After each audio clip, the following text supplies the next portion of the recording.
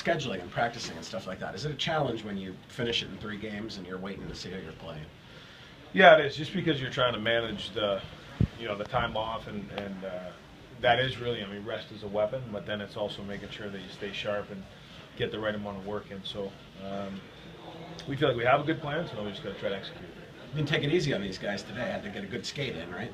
Yeah. We had 2 days off, and it was, I think, important today to be able to, we started with some drills to get them back going, and then we really wanted to get them in some game-like situations and some compete and second and third effort situations, which are good, and I thought they worked hard today. Your opponent, whoever it is going to be coming off a 5-round series with a lot less space in between.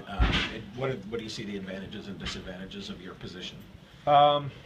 I think a lot of it just, it's managing whatever situation you're in. For us, the advantage for us is that we've had the rest and just not that mental grind that you have is when you get to play really in 2 elimination games.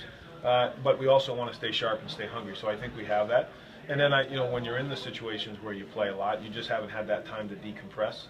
When you go from the end of a series right into another series, that sometimes could be an advantage, but it's also how each team handles their own situation. Sure. I've seen it go either way. Yeah. Like in your experience, you're in first-round games since you've been here. You're 16-5. So obviously, your approach to that round is going really well. But obviously, the second round is a big step up in competition. Can you sort of describe? To me, there's a big difference between first round and second round. When you get to the Elite 8, this is a different ball game. Yeah, I think sometimes when you get in the first round, everyone's excited, and there's teams that maybe get in. And they're excited to be in, and the series are a little bit shorter.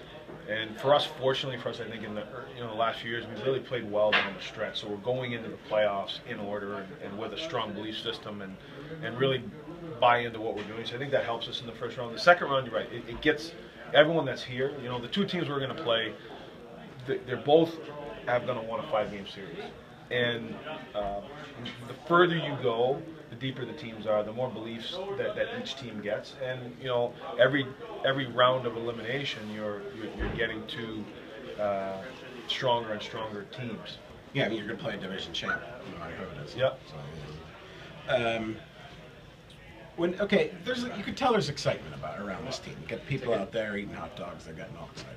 I've heard people say this is the year. I mean, you look great in the first round. Your roster's in a good spot right now. But if I say that to you, this is the year, does that make you comfortable or uncomfortable? I wouldn't necessarily say it's comfort or uncomfortable. I think we've had an opportunity every year. Okay. That we've been here. I think we've made some deep runs, and just a strong believer that we can't get ahead of ourselves. Sure. As far as wanting it to be the year. We have to be willing to go through a process to get it. Do we like the situation we're in? Yeah. Do we like the team that we have in the group and the depth that we have right now?